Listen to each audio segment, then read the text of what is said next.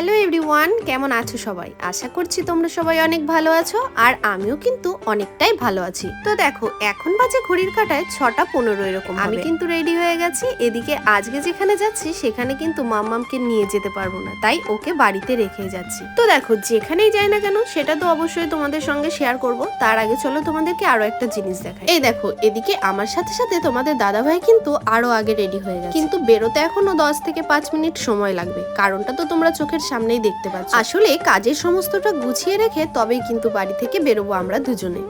5 minutes later.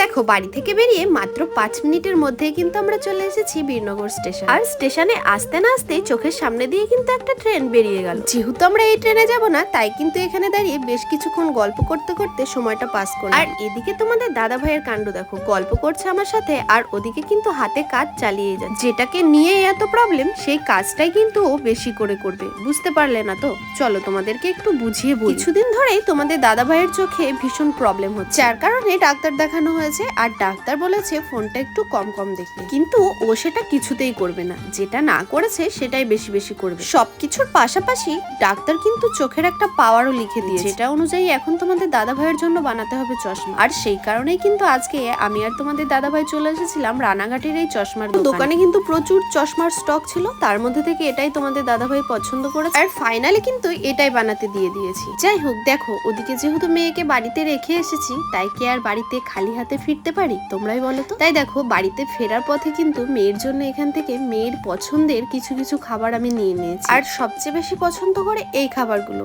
এগুলোর নাম আমি ঠিক জানি না, তবে সেটাও নিয়েছিলাম মেয়ের জন্য। আমাদের শ্রুতি বেশিরভাগ সময়ই বাড়িতেই থাকে। আমি আর তোমাদের দাদা ভাই যদি কখনো কোথাও বেরোয়, তখন ওই যে মেয়ের পছন্দের খাবারগুলো বাড়িতে নিয়ে গেলেই মেয়ে আমার অনেক খুশি হয়ে যায়। আজকেও ঠিক তেমনটাই করলাম। দেখো, আমাদের ওদিককার কাজকর্ম মিটে গেলেও ট্রেনের টাইম কিন্তু এখনো, তাই আর কি করব, এদিকে মেয়ের জন্য খাবারের প্যাকেটটা হাতে নিয়ে দুজনে বেশ গল্প করছিলাম বসে বসে। আর সত্যি কথা বলতে আজকে কিন্তু বেশ ঠান্ডা পড়েছে, যাকে কনকনে ঠান্ডা বলে আর কি। এই ঠান্ডার মধ্যেই তোমাদের দাদা ভাইয়ের কাঁধে মাথা দিয়ে বেশ গল্প করছি। গল্প করতে করতে এদিকে ট্রেনের টাইম হয়ে যাওয়াতেই ট্রেনে করে সোজা চলে এলাম বাড়িতে। এই যে আমার সোনা পাপড় খাচ্ছে, দেখো নিয়ে এসেছি পাপড়। শ্রুতি খাচ্ছে, আমাকে একটু দাও সোনা। ভালো খেতে।